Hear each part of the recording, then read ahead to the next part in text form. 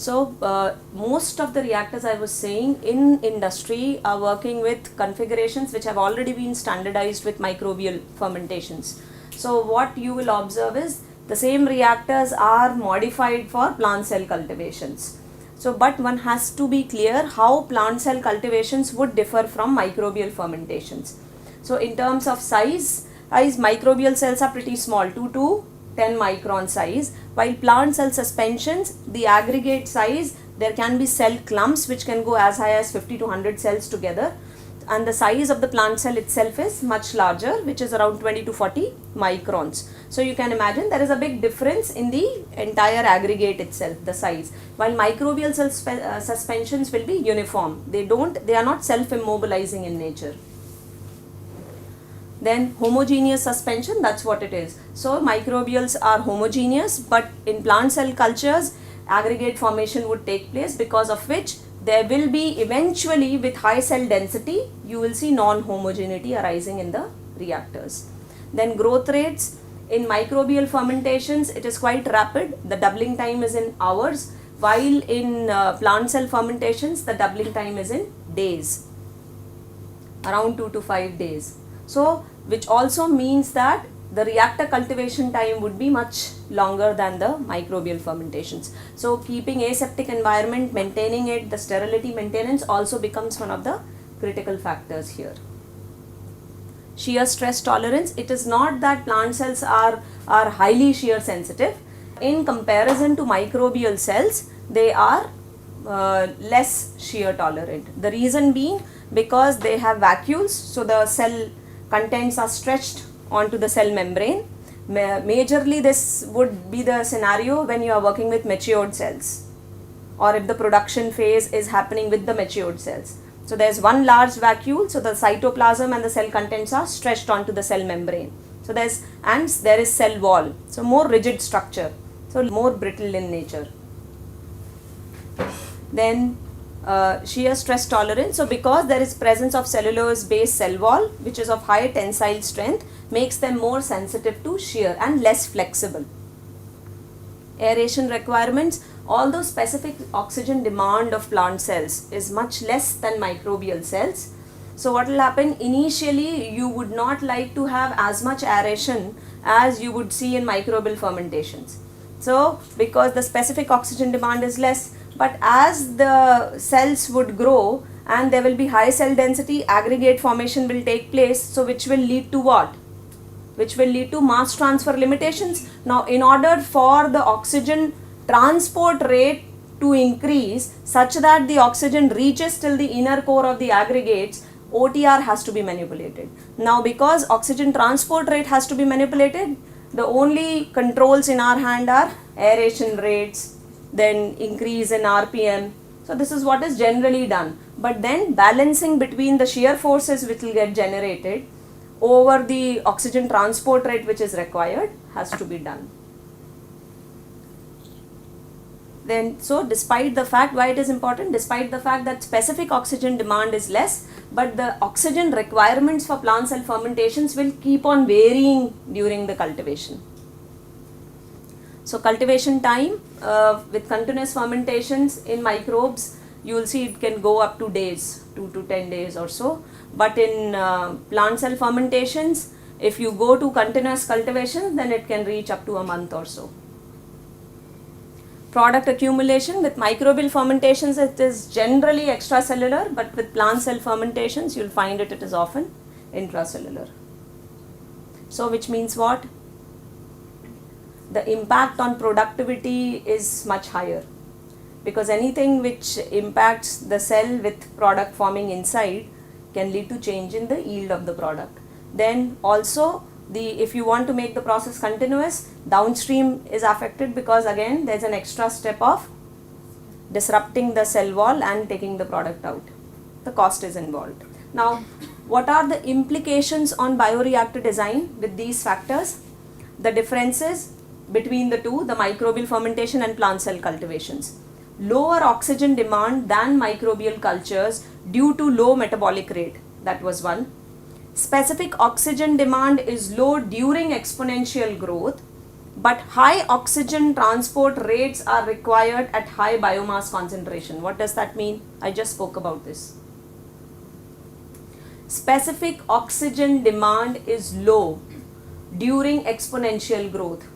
Specific oxygen demand is low. That's fine. What is specific oxygen demand? The amount of oxygen per unit time per unit biomass is low because the metabolism is slower in comparison to microbes. But what is high?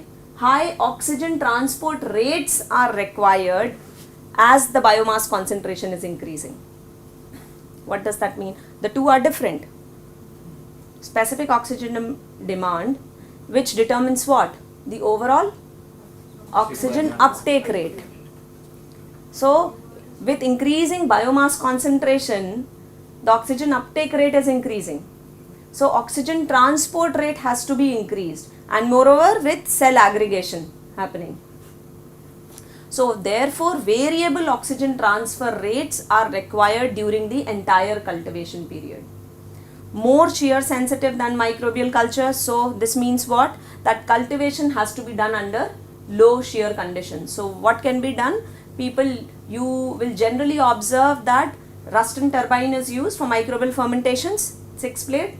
It is the most commonly found configuration of the impellers.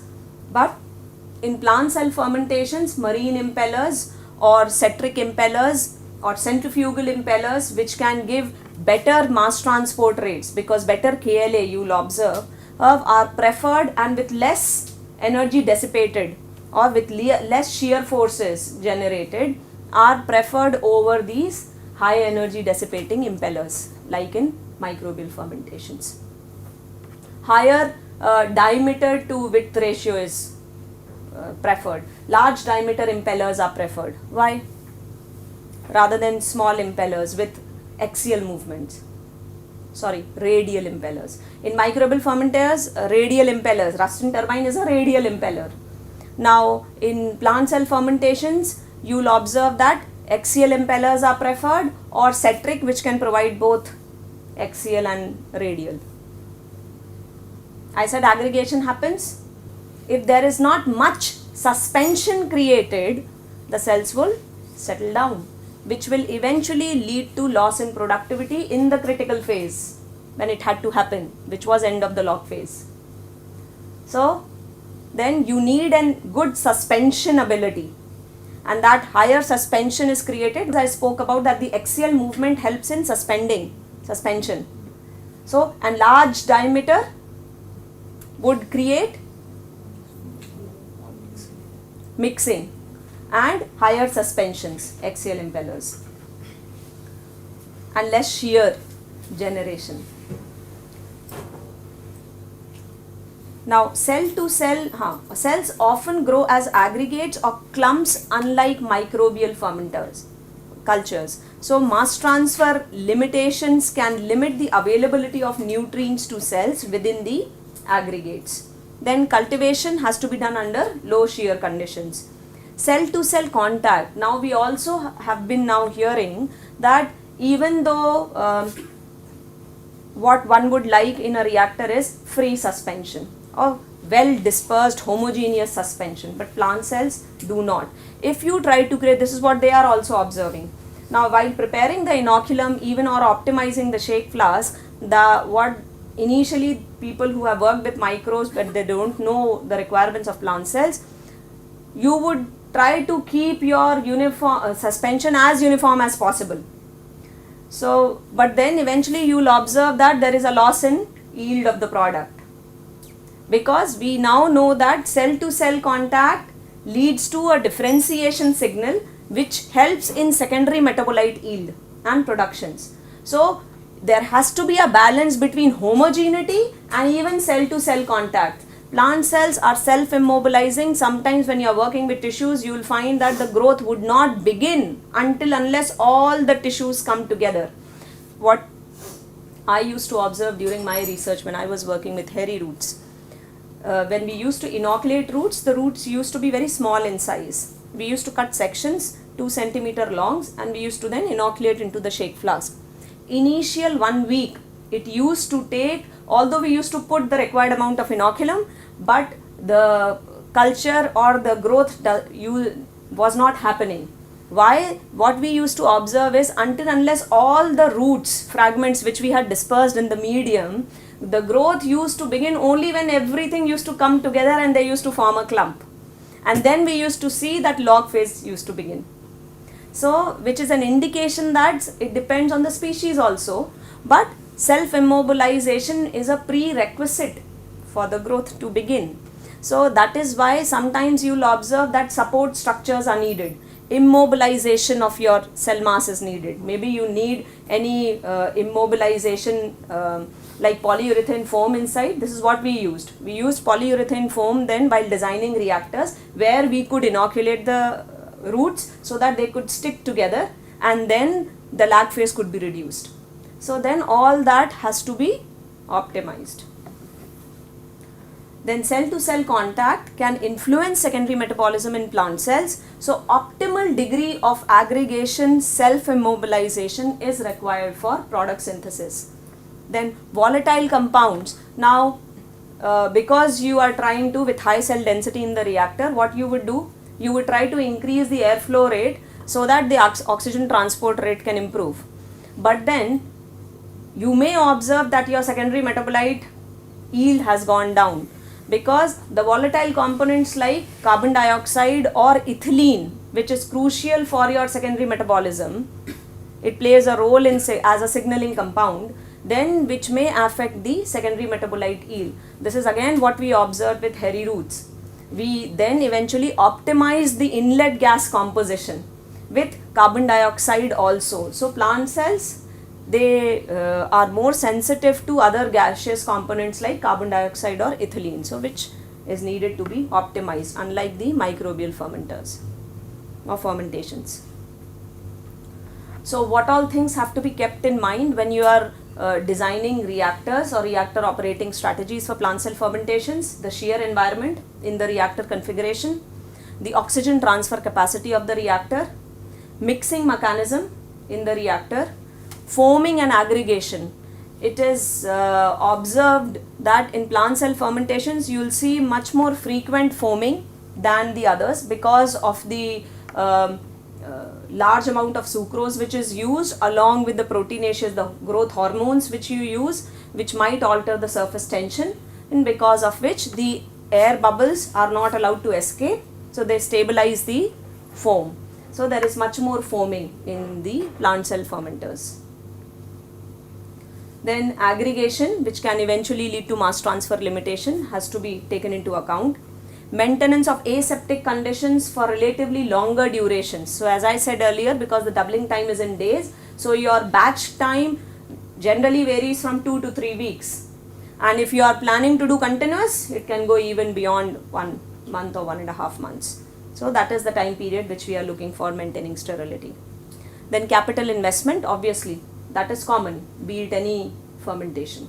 That has to be looked into. You cannot end up in making such a complicated design which is not able to get scaled up, or which might be incurring a lot of cost.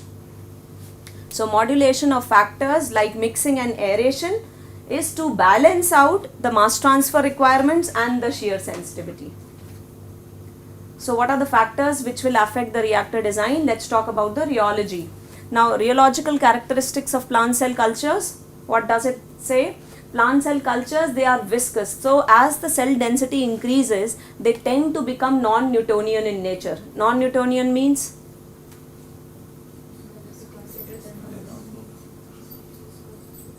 So which means your viscosity will also, now it is no more proportional to viscous force or your shear forces and shear rate, but it becomes a function of, it is not constant, it becomes a function of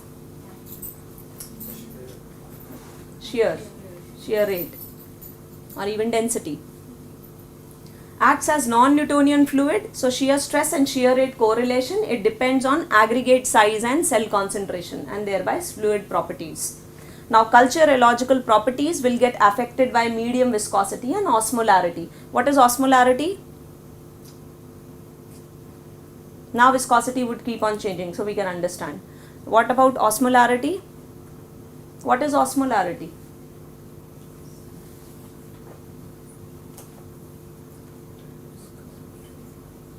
It is also used as one of the indirect estimations, ways to indirectly estimate your biomass.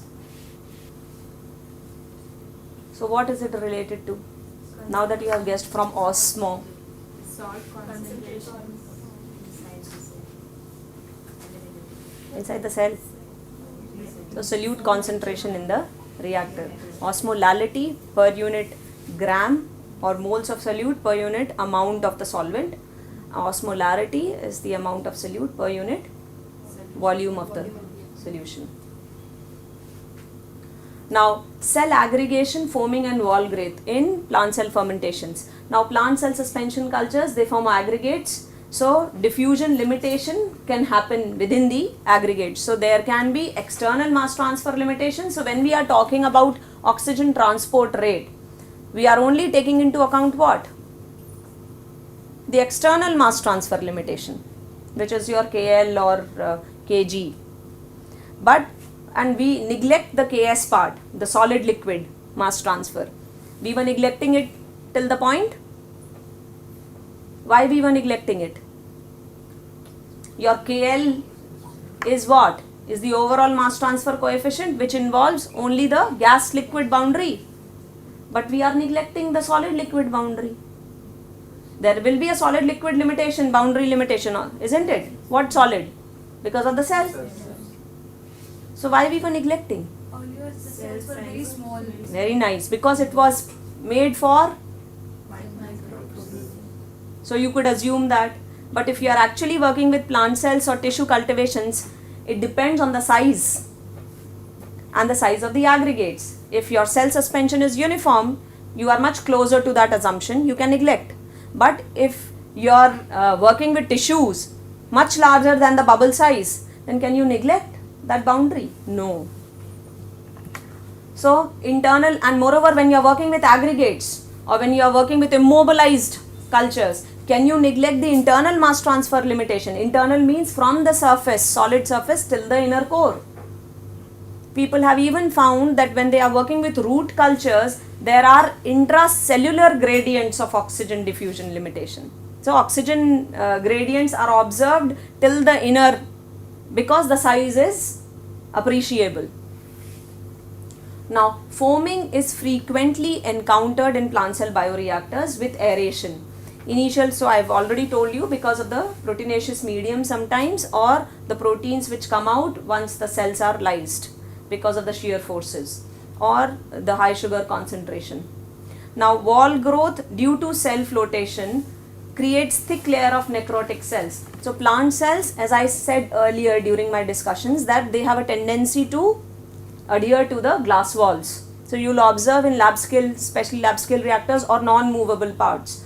So because of the large size. So once they get stuck there or once they adhere to those walls, then subsequent growth will cause a film or an aggregate size to increase. As it increases, then the innermost layer will be devoid of the nutrients, availability of nutrients. So then you will observe necrosis. So mixing to keep the cells in suspension and to provide homogeneous environment. Now at high cell densities, culture viscosity makes the mixing difficult because they tend to aggregate. Now there has to be a balance between homogeneity and suspension. So now both the things, if you try to make it very homogeneous, what kind of reactors would you or impellers would you prefer? Large shear forces and even for good oxygen transfer. So you would choose impellers which can create more amount of shear force or more energy dissipated onto the medium, so that the bubbles can be well dispersed inside the medium, and there are more circulation velocities, radial velocities generated, so that it is homogeneous in nature. But then this will eventually lead to larger shear forces. So you will observe that impeller design is a crucial thing in plant cell fermentations. Where what is to be considered? The amount of shear which is generated, power which is required, because that will involve cost. So power dissipated, power required to drive the impeller, fluid circulation ability of the impeller, then under high viscosity, then large. So what is preferred is, you will observe in plant cell fermentations, large diameter impellers are preferred because of their high homogenization but less bubble dispersion.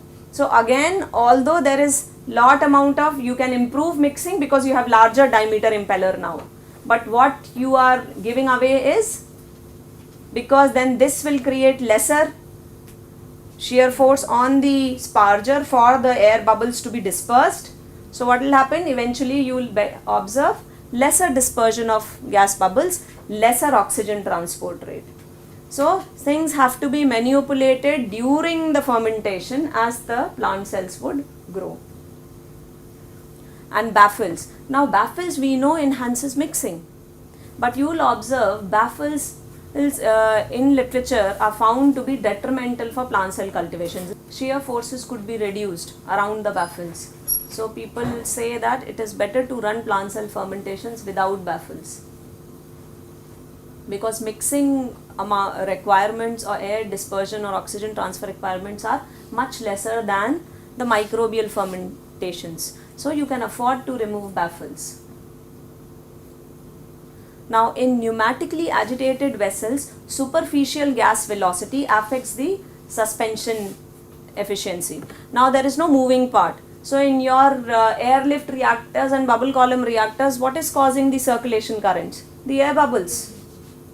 So particle suspension, and that is what is going to keep the cells in suspension, suspended state, not allow them to settle.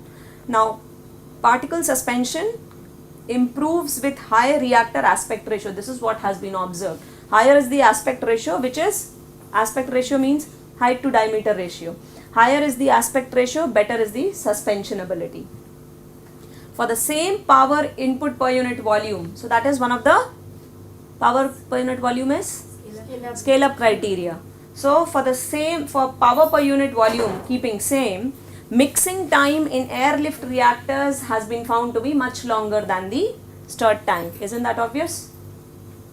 Now mixing is a limiting factor for pneumatically agitated reactors at high plant cell concentration. So even if you are choosing an airlift reactor for plant cell fermentations, because there are no moving parts and the air can keep it suspended, but then mixing is a limitation. So that has to be taken care as the cell density would increase. So which, with everything, don't you think I am giving you a pro and a con, a merit and a demerit? What does that mean? So how will you choose? Why am I giving you a merit and a demerit? Everything has a merit and a demerit. That's what I can understand from this. So what does this mean? What is needed? Right. So which means that depending on the species, don't think that at not knowing your culture requirement, you can just begin with, okay, now I have optimized everything in shake flask, let me do a batch now in stirred tank reactor. No, it never works like that. Your batch, once you have even optimized everything in shake flask, you need to take it to the reactor.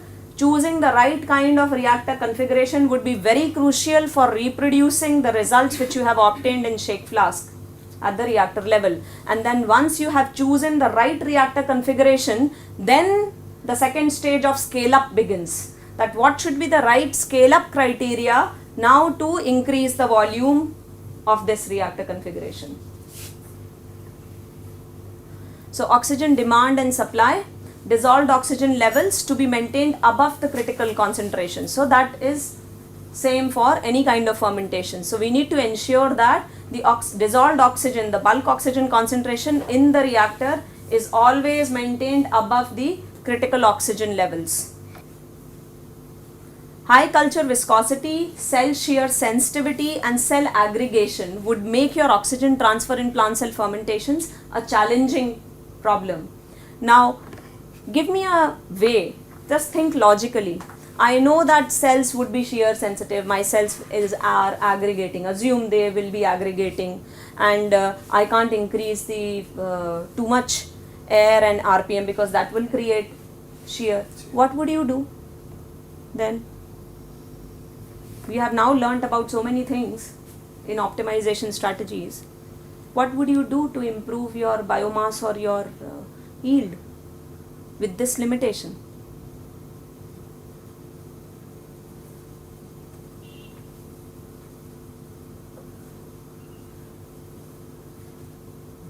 Cell shear sensitivity, culture viscosity, cell aggregation is making oxygen transfer a limitation.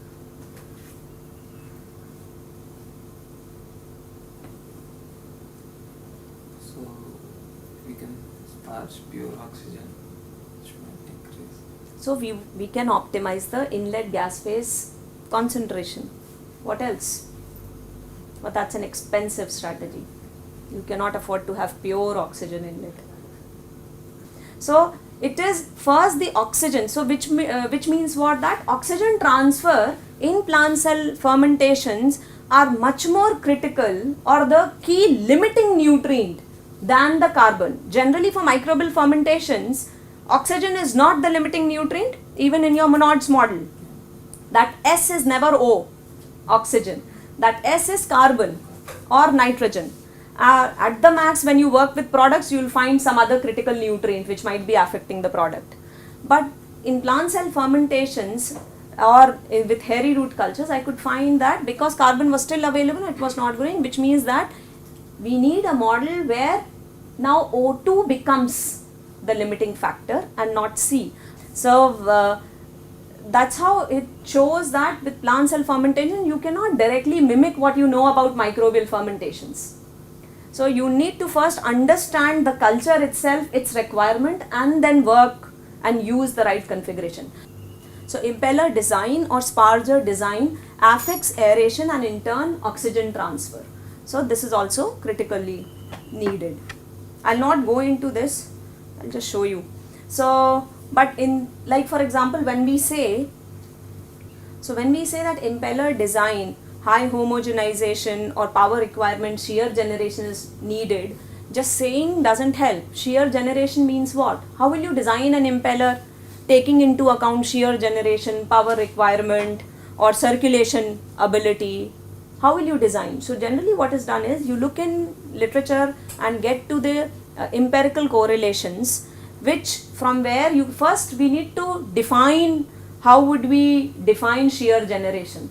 How can shear be quantified in terms of these reactor operating parameters? So you can see literature, you will find there are many correlations, empirical correlations where people have correlated the shear forces generated with power input, with impeller speed, with impeller width. So one of the one which I showed you is one such empirical correlation which depends the amount of energy which would be dissipated onto the medium, depends on the power input, depends on the time duration and the volume of the reactor or the volume of the liquid. So eventually this power generation is also connected like in your power number. Given a power number, this power generation would eventually be correlated with the impeller speed, the diameter of the impeller. So now you know how these operating parameters will be impacting the shear force. Now first thing is you need to see the threshold of your culture. How would you see the threshold of your culture? You see, do a simple experiment. I'm just giving you an example. Do a simple experiment, keep on increasing the RPM. Check the viability of the cells.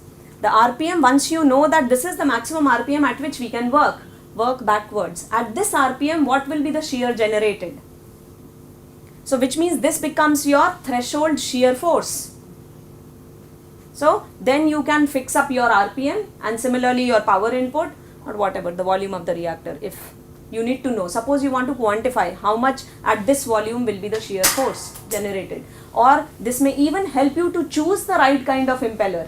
Once you have fixed on that this can be the maximum shear which can be tolerated, then you choose that kind of an impeller or the power input such that you do not go beyond this shear force generated.